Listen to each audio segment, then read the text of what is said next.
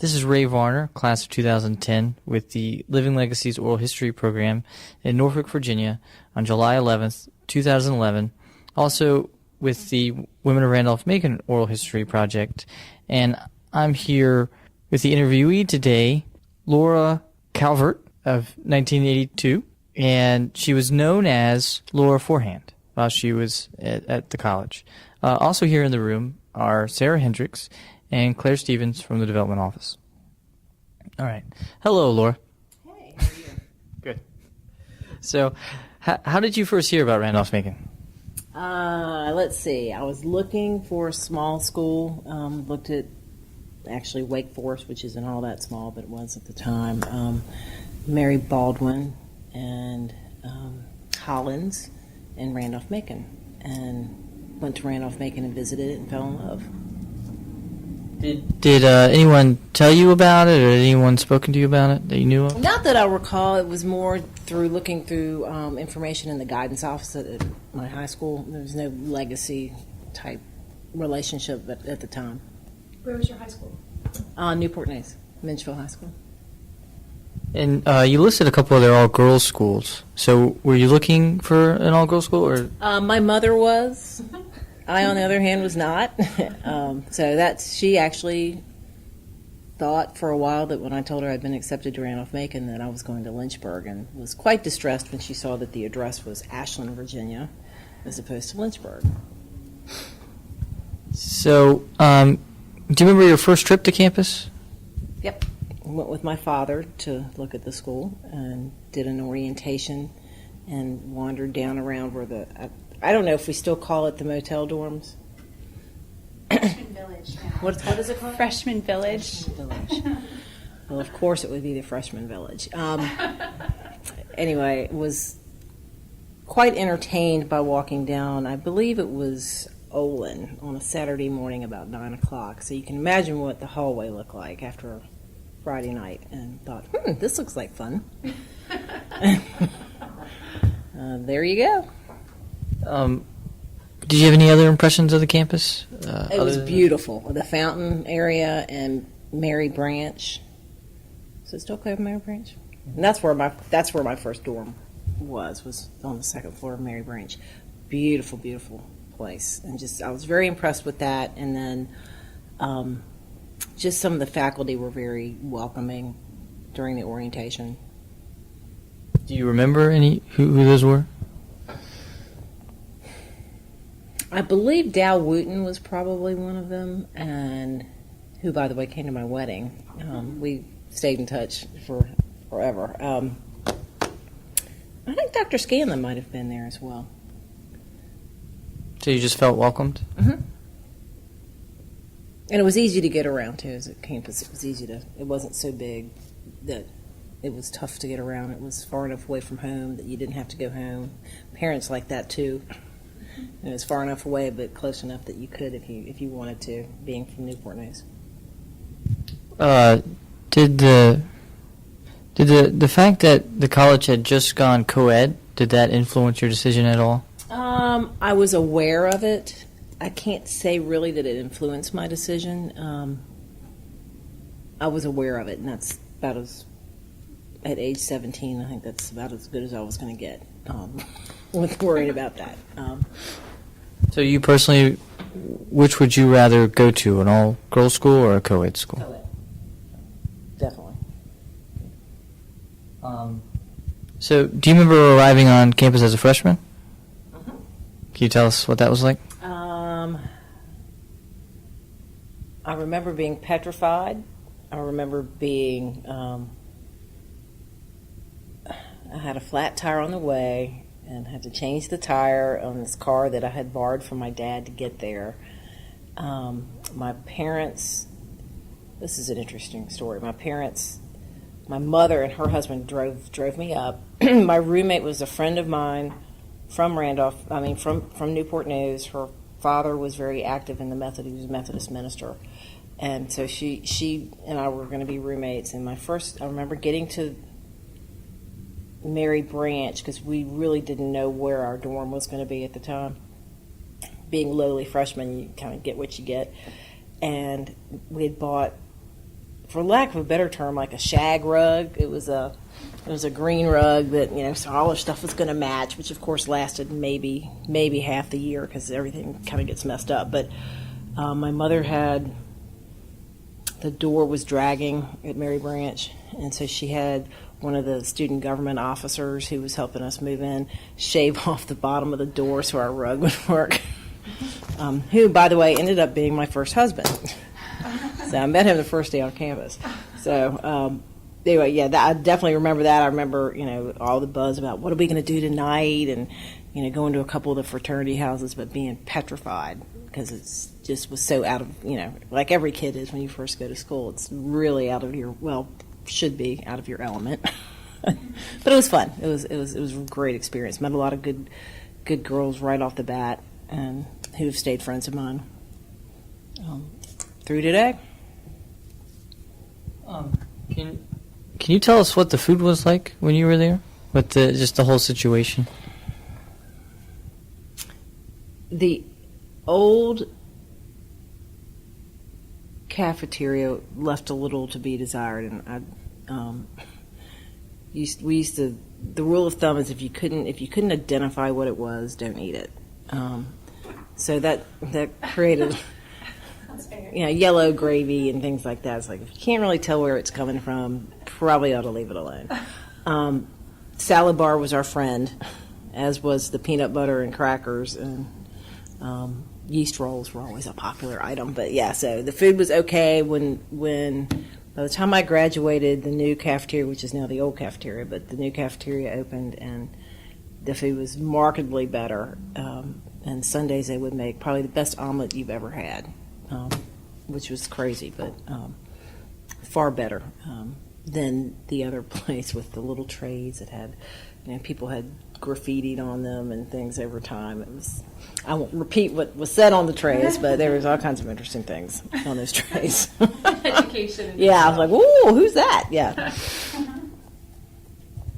All right. Can you tell us a little about your social life? Maybe some of those first freshman girls that you met.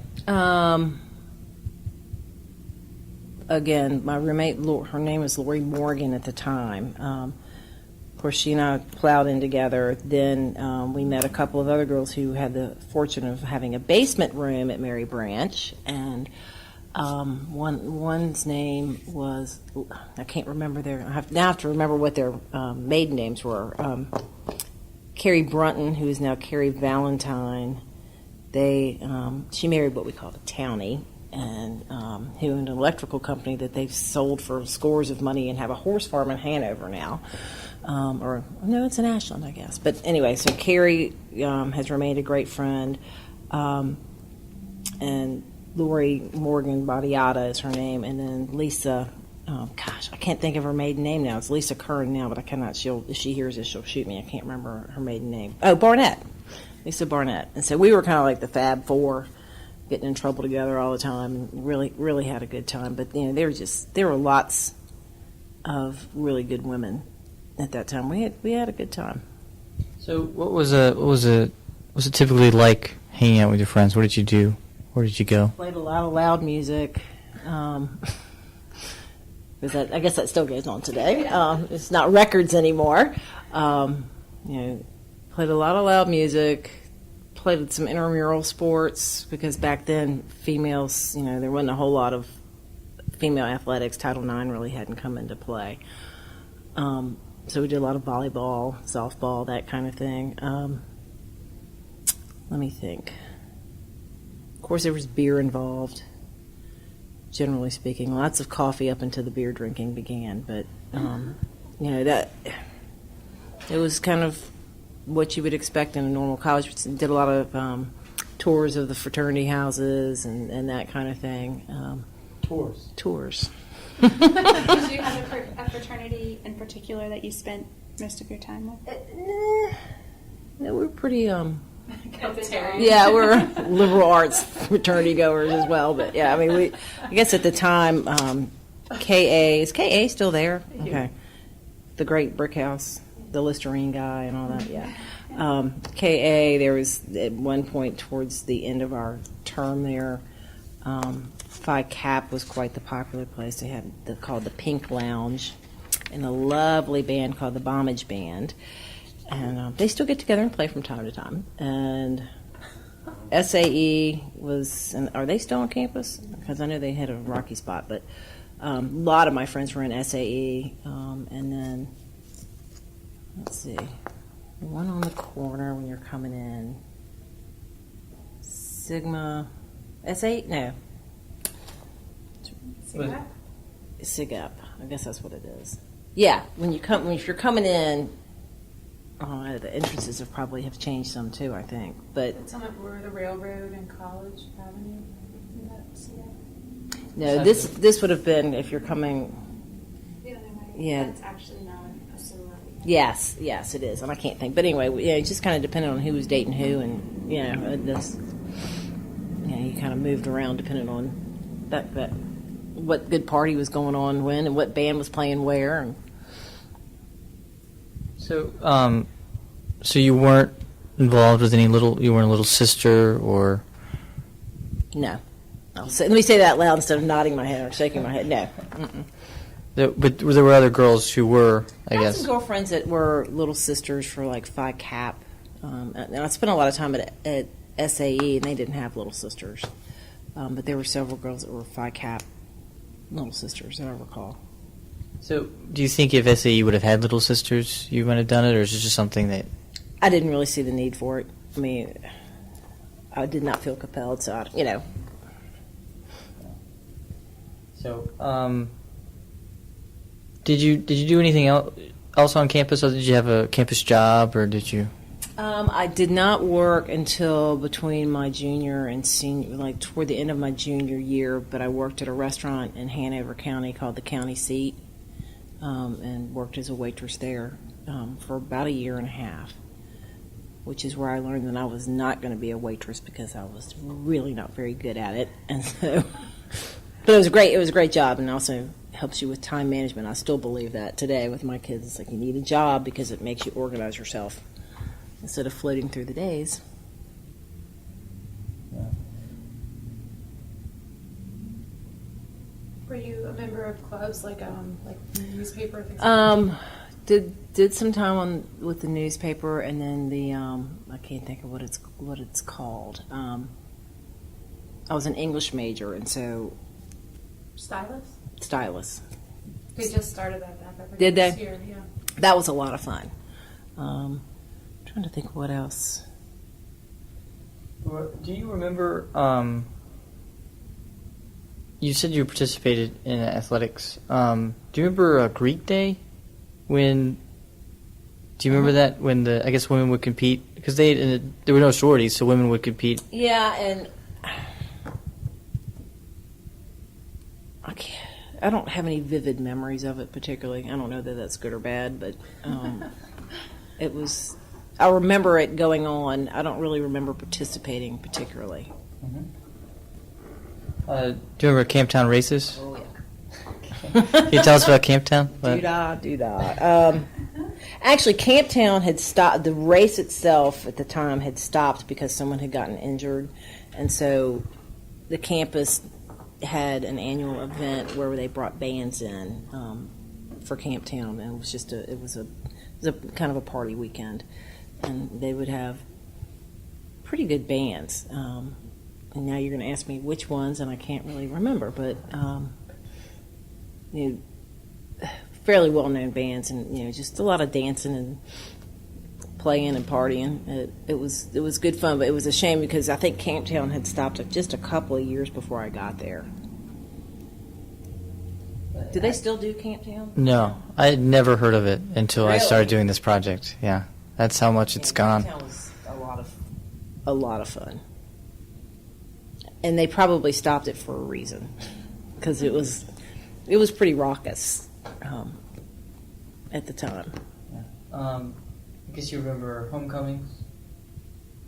Yeah, I mean, again, that was one of those where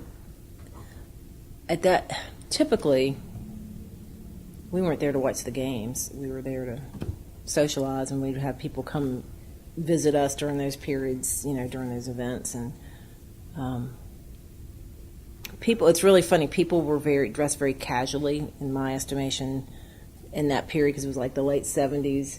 So it was more still kind of jeans and it was just casual as opposed to I know going back several years ago and it looked like back to the Eisenhower era where everybody was wearing pearls and everybody's all dressed up in coats and ties. So that was not what homecoming was like. It was quite casual. So was it the same for the Hampton-Sydney game, I guess? Other than the fact that we wore big buttons that said things like "Go to hell, Hampton-Sydney," and lovely, lovely things like that. Oh yeah, the buttons were probably about 5 inches in Some diameter. of them still come back out. Some of the Do they? Yeah. There's some not so pretty things on some of those buttons. Hey, got to get it out of your system. No, they simply say beat HSC. Okay, all right, that's better. But yeah, back in the day, I probably still have one in a box somewhere. So you mentioned that you lived in Mary Branch that first year. Mm-hmm. So where did you live the other times while you were there? Motels.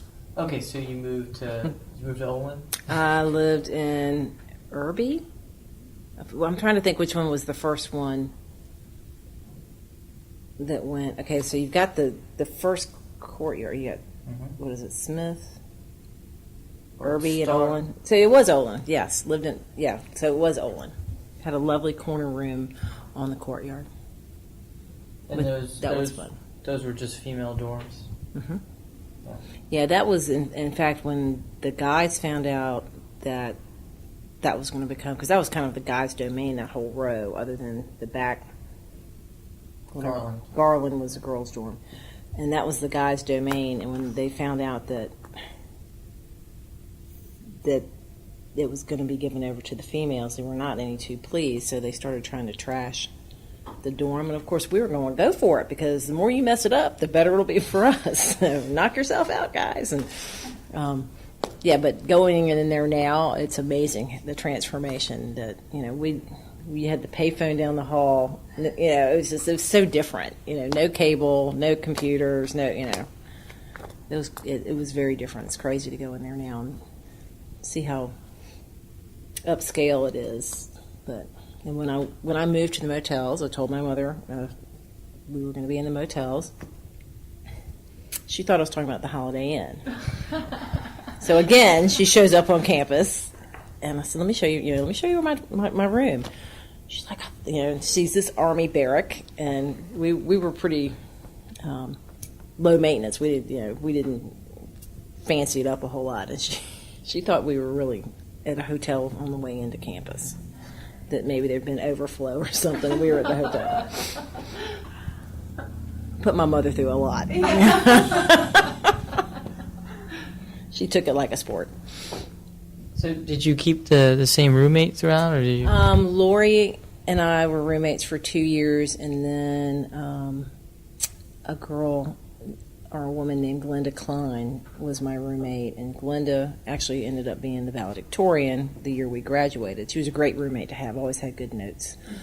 And she and I we would like close our blinds the night before a big exam because people would come knocking on the door wanting to see our notes. And it's like, if you can't go to class, you can't have my notes. No sympathy here. So she was a great, great roommate. She was a lot of fun. Do you remember if there were any visitation policies while you were there? So after hours? There may have been. Whatever they were not strictly enforced.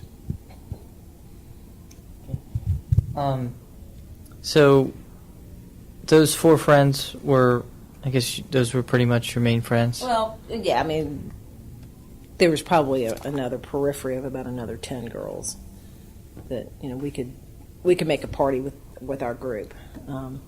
Was there anything that, just the fact that you did intramurals together, or you did other I mean, things yeah, together, or was it just... no, it was more playing, and the intramurals was just that. It was not as significant as it might have sounded. I mean, we show up for something every now and then, but it wasn't serious. I was just trying to find something that would draw you all together, because you weren't a sports team, you weren't a club or anything. I was just wondering if there was some unifying theme I think we just had a good time. It was a really diverse group of girls. You know, one of the women, Mary Mullen, who her father worked for Aramco, so she came in from Saudi Arabia. Had a lot of friends from New Jersey and New York, which I think is still the case. Did we still get a fair number of kids from the north, or is it the state of Virginia? Pretty much. It's a large population from Virginia. Okay. We still have a handful, but Okay. probably not a significant number. But it was just a real mishmash of people. It's really interesting that you ask that, because I have no idea what brought us all together, and the fact that we had a good time together, and it was a lot of women with big personalities. It was not a meek group.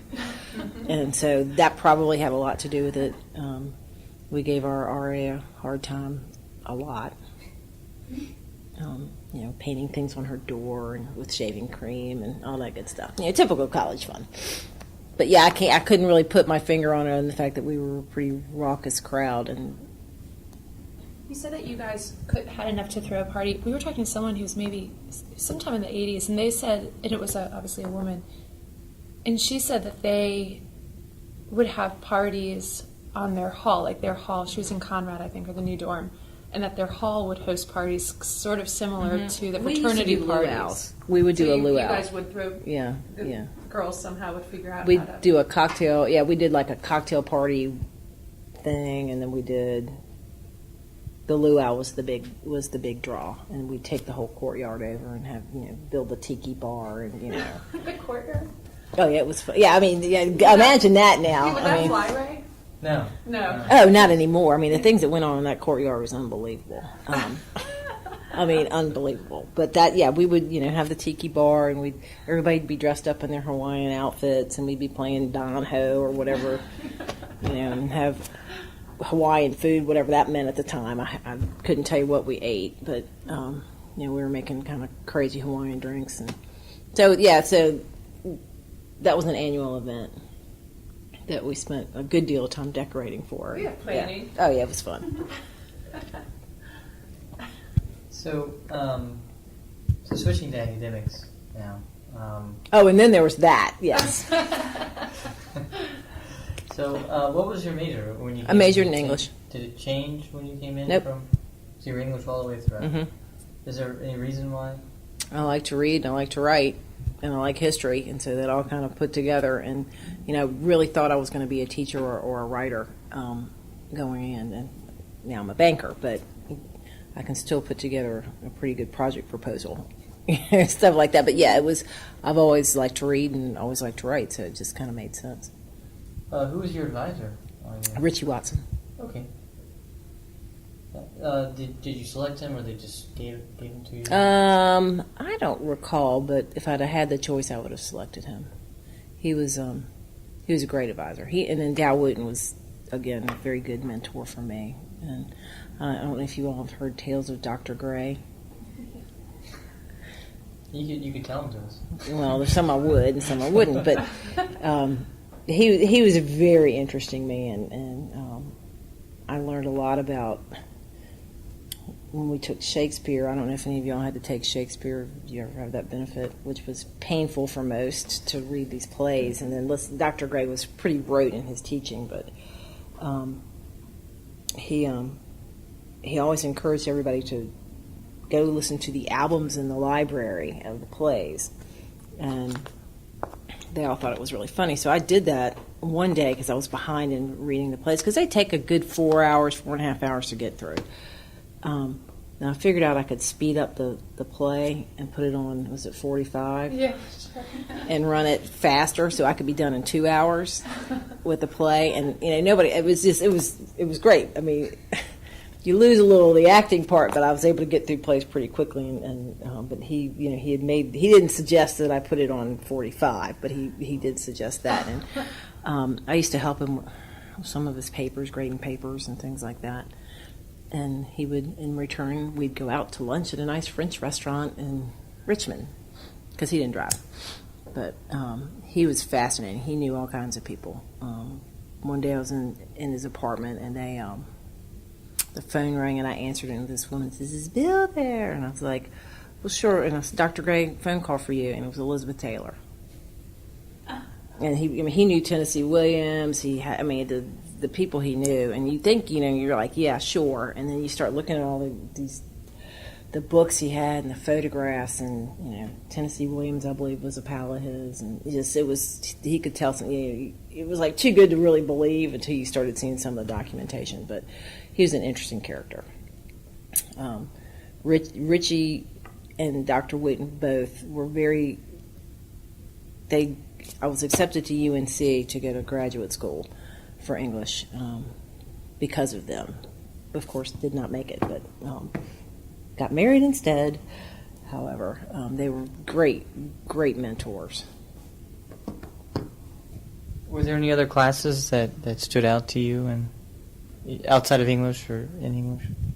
One of my favorite English classes. Do we have May term now? Or January term. J term, so it's back to J term. So we called it colloquy, and I fell in love with William Faulkner, and Liddell Payne was very well versed in Faulkner, and he taught a class during colloquy in his office, and there were 5 of us, and it was one of the most powerful classes I've ever taken. It was just fascinating, the stories he could tell, and it was a group of people that really wanted to be there and really wanted to learn, and so that was a great piece. Now, another colloquy, my friend Lisa and I took a class called The Sociology of Leisure. Yeah, that was a lot of fun. And you had to do a presentation. You had to do some sort of study. It was a long month. Well, you had to do some sort of study about a leisure activity. And some folks chose to study skiing and different things like that. And Lisa and I decided that we were really avant-garde at the time and actually took photos we studied people playing Monopoly. And night after night after night. And so our class, she'll kill me for telling this, but anyway, our presentation, we'd taken all these pictures, so we had at the time a slideshow of all this. So we were shoo-in for a good grade because nobody else had bothered to do anything. And we even had pictures, of people. So it was the rituals and fetishes of playing Monopoly, and how people blew on a dice and chose certain men and wanted to buy certain properties and what that said about their person. But it was. We had a ball. We had a good time. So that was a fun class. I'm trying to think what else. Math was not my strong suit, which is ironic since I'm in banking now. But I had a very good professor who had the patience of Job, Professor Moore. I don't know if he's... Yeah. And I would show up on his doorstep faithfully, and he would help me get through the math course. And he was the most patient person in the world, because I'm like, I'm not getting this. He's like, all right, sit down. Was it calculus or statistics? I think it was statistics, which now I do a lot of statistics in banking. We spend a lot of time on that. But yeah, he was just as patient as he could possibly be. So that was my math was my struggle, but he got me through it. I had a lot of fun classes at Randolph Macon. Dr. Scanlon, loved him. One of my first pieces of advice from another student was always write, when you're answering the essay questions, write it like it's a story. And write it like you're writing a creative story, but put the facts in, because he'll love it. And he did. I mean, you get a lot of credit for creativity as long as you get the dates and stuff straight, But it was, he was great. It was great. I enjoyed his delivery when he was doing classes, which makes a big difference. Is he still teaching? He doesn't teach. He's still very much on campus. Is he? I think his last class was in 2008. Okay. He had retired before that, but I think he was faculty emeritus, sort of teaching one class. Okay. I think just to keep himself occupied, time management. Yeah. But now he's full-time for a professor, writing the second half of the Randolph Macon history. So from Luther White through Rusty Martin. But he's very much on campus and obviously delightful. And yeah, he was always a kick. Totally. Going out to coffee every Friday with Tom Porter. just very active on Yeah, campus. he's good for him because he could spin a good tale, a good historical tale, which made you want to go to class. That was one thing I did like about Macon was the small classes. That was probably, back to your first question, one of my deciding points was I like the fact that you got to know your professors, and it made, to me, that makes you more accountable than sitting in a room of 1,000 and they don't really care if you ever show up or not. That's a big deal to me, and then you can actually have conversations with them, and that was huge to me. So, can you tell us a little bit what you did after graduation? So, what you did? Not immediately. Pretty much in general? immediately until Okay. you get. I know you were planning to go to grad school. You didn't. Yeah, make it, didn't right? go to grad school, but got married that summer. Did you date that man the whole time you were Yeah. at college? We got married that summer. He went to law school at UVA, so I moved to Charlotte. He was a year ahead of me, so he'd been there for a year. Moved to Charlottesville for a couple of years. Had a great job working at Farmington Country Club as an assistant to the tennis pro. What a great job. I mean, shorts every day, it was great, organizing tournaments and things like that. And then we moved, once he graduated, we moved back here because I'm like the water, and so we came to Norfolk. And he worked for a law firm here, and I started with what was then United Virginia Bank, which was a really long time ago, and has just been in banking ever since. Don't ask me, but it's leadership management. The numbers don't play into it as much as, given my math background. but have been in banking and lived in Norfolk ever since then. So, are you thankful that, I guess, you didn't do a math major or business econ major? No, I mean, I've continued with some classes. I've been to a graduate school for banking and that sort of thing. So, I've filled in my gaps where I need to with respect to that, and have worked at larger banks, came over to a community bank, which is here at Old Point, about 3 years ago, and that's been a real good experience because it's more people driven, and so that's the part I like about the job. I did a lot of retail type work, in high school, working at department stores and things like that, and just dealing with people is fun. And here it's just a little different because you're dealing with them and their money. And people are funny about their money. You got to make sure that you take that very seriously at all times. So that's my story on that one. So, how have you stayed in contact with the college since you graduated? I keep up with my girlfriends, and then every now and then we'll decide to show up for homecoming. Let's see, I was on the alumni board for a few years. Gosh, that would have been I'm going to call it like 1990, for about 3 or 4 years. So kept in close touch then, and then during childbearing, I think I kind of got a little away from it, and then just recently I started getting more involved again with the school. So, how have you been doing that recently? Been talking to Jane Dungan for one thing. We've been talking about the women's initiative, and that's probably the biggest thing recently. And of course, sending a little check every now and then, but Thank you for that. yeah. Oh, it's a little check. Don't get too excited. Every little bit helps.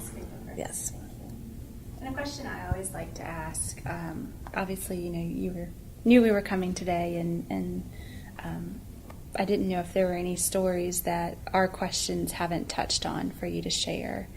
And is there anything else that sort of stands out as special memories or significant moments in your experience?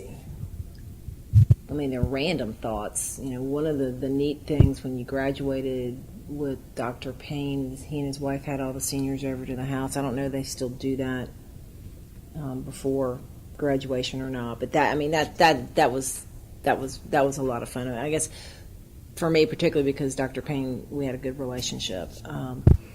but I remember, that was a great memory. I remember people putting soap suds in the fountain. Was the fountain different colored then? At some I don't point think in the so. or in the 80s, at some point, I know they It put changed colored colors. lights. Yeah, I think it was all white. I think it would be amazing and horrible. All at the same time, yeah. I think I I'd be remember into that. I never did that, but it was always fun when people did. What else? Random thoughts. We had a lot of ice. Is it still ice up there? And because I guess instead of snowing there, it iced, and that was back in the day when I was there. The cowboy boots were in like they are now, and so everybody was determined to wear their cowboy boots. Well, that's a little slippery, so there were a lot of people falling. I remember that. I mean, a lot of people falling. We used to go up. I think it's where there's a restaurant on the railroad now, or used to be. Iron Horse. And there used to be a bar there that was a lot of fun. And I was the only one with the car, and we would drive my car up there, and I'd park my car, and then we'd all have to walk back. And then the next day after class, I have to go back up and get my car, and then we'd do it all over again. So, we didn't leave campus a whole lot. We didn't need to. It was, once we turned 21, then we would maybe go into Richmond, but it was just, for me, wasn't any fun because somebody had to be sane and drive everybody back. So staying on campus, we just had a good time, and we did a lot of dancing, and I don't know. It's just I can't think of any other random thoughts because there's plenty of them. But off the top of my head, that Sure. No. I'll go home tonight and go, oh man, I should have told him this. But yeah, that's you brought up the luau. I'd forgotten all about the luau. And then spring break was always a good time too. But Where would you go? Sanibel Island in Florida. Okay. Would the whole kind of college to camp? Or a lot of students would decamp down to the same. Well, it was the core four, and then the last 2 years we rented houses that I think the very last year was a house of guys and a house of girls down there. And it was great. We had, everybody got too much sun, and Sure. the usual stuff. Yeah, we had a good time with that, and graduation. I think we got a house in Hatteras, which was an interesting time as well. But you make good friends. I mean, I went back to I can't believe I'm that old, but went back for the 25th reunion and saw people I hadn't seen in 25 years, and you fall right back in with those same people, right away. I mean, it was really neat to see how easy it is to pick up where you left off and catch up and see who's doing what. And of course, Facebook's very helpful with that now to see what people are doing. But that was a fun experience to realize that those people are still your friends after that long. That's pretty cool. Yeah, it is. So. I have two questions, and the first one, the second question I ask a lot of people, but the first one has to do with the woman we just interviewed said that one of the best things about Randolph-Macon is that the faculty hang out with the students outside of the classroom, that you can develop personal relationships with faculty members, like I guess you and Dr. Payne. And you mentioned that you were in Dr. Gray's apartment. Did you sort of see the faculty members outside of the classroom a lot? I mean, were your relationships more sort of mentor-student, or were there almost like pure friendships? I had one English professor who, she was just out of graduate school and was her first year at Randolph-Macon. That was a little more social because the age difference wasn't so much. But she was, again, very good about, I think, what was the movie? Oh, Apocalypse Now. And she had us all read The Heart of Darkness, and then we all went to see Apocalypse Now. And we had a ball, but it was still a learning experience for us too. And so with her socially, it was more mentor type. It was a very highly respected Sure. relationship. We played, but it was good. Now after we got out of school, I would go back to visit my friend Carrie, who stayed in Ashland, and we would go up to the Iron Horse and meet Dr. Wooten and his wife Monty for dinner and things like that, and that was fun. So, not particularly social, but a outside close the bond. classroom. Yeah, and I think that's very attractive. To not everybody wants that type of relationship. I mean, student-wise, but I think it's fabulous to be able to do that. I did take a class one summer. I was the only one. I think I was the only one in it. I know. Nightmare. Yeah, there's no getting away. And it was what was it? It was a German class, but it was a literature course. But I was getting German credit for it or something, and I would meet up in the upstairs of the student center, and we'd sit and have this class. Was it Professor Barrett? Yep. And I cannot remember what, but it was women. I took a women in Fairy tales? might have been Or 20th century German drama? 20th century German drama. That's what it was. And, I mean, it was just him and me. It was a summer school course, and I don't know how that happened, but it got I didn't have to go home for the summer, and I stayed and worked at the restaurant and took that one class. So did you have Professor Barrett? Yeah, I had him for lots of classes. I also had a class, just me and him, and it was Did really you? interesting. Yeah, I mean, it really was it was a great experience. Yeah, and there's no hiding. You better have your act together, which is good. Being put on the spot is always a good thing. Of course, things like that. So wild. And then my senior year then it was called May term, which we all called play term, which is why it's probably back in January now because May's play term, J term, play term. So. Yeah, it's I'm gonna tell you what, and we had I took a course, Women in French Literature, and our professor was expecting, and so it was a month-long course, but she knew she was going out, so we had this is really bad, we had the entire month's course in 2 weeks. So the last 2 weeks on campus as a senior, we had nothing. And that was wow. Chose the right class. Well, it was probably as part of the strategy at the time. It was like, oh yeah, we'll do that one. And that was we drank a lot of champagne for a couple of weeks and just Of course. Yeah, it wasn't good champagne, but we drank a lot of champagne. Sat in the courtyard and got our suntans. And do people still go to the river? No, I Okay. The South End. Yeah, the South. Yeah, I accidentally found it a couple of years ago. I had my now husband. We were driving around and we got lost and we found it again. I'm like, this is the place. But yeah, we used to go down to the river and stand in the rocks, and huge groups of people go down there. I don't know how that got banned or something happened to stop people from going. I think somebody probably got hurt. I don't know. It's usually what happens. But it was beautiful. If you've never been to the river, you should go. It's beautiful.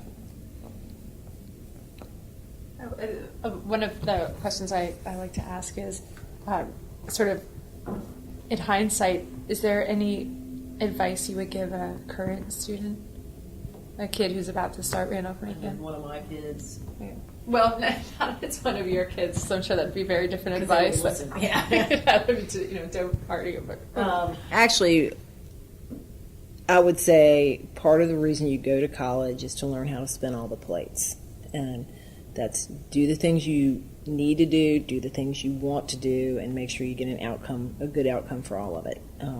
And that I think that's something that a lot of kids need to understand, that life is a balance, and you've got to make sure that you're taking into account what your responsibilities are first, and then you fill in the play. And for instance, I always took my classes at 8 a.m. We'd be up till 4 in the morning or whatever, but I would always be at my 8 a.m. class because all the good fun stuff started happening in the afternoon, and I didn't want the temptation to not go to class, because that was one thing. Going to class to me was you're paying to do that, and it's just foolish not to. And that is some advice of my oldest son, that he's heard that from me more times than not. It's like, get to class, because that's what you're there for, and you actually might learn something. So I think with him, he went to a different school, but we broke it down to how much per hour it was costing him if he wasn't there, and he could just owe me that money back if he didn't go to class. So, but he got the message. But yeah, I just, life's a balance, and that's the stuff that you need to learn when you're in school. I think that's a big reason why you go away. Is learn how to make your own decisions. Some might not be so good, but generally, if you make more good ones than you do bad ones, then you end up being okay. If there's nothing else that you would like to say, then I cannot think of anything else other than that was a great experience for me. It was probably better than I ever even expected. At the time, I didn't know what I expected. And I come from a family of people that go to very large schools. And I went to this little school, but in my opinion, that's the size universe I was probably going to have in my life was, 1,200 or so people that I would be dealing with, like here in the city. And so it made sense. So good place. I would endorse it to anybody. all right. Well, yeah. Sure. Thank you.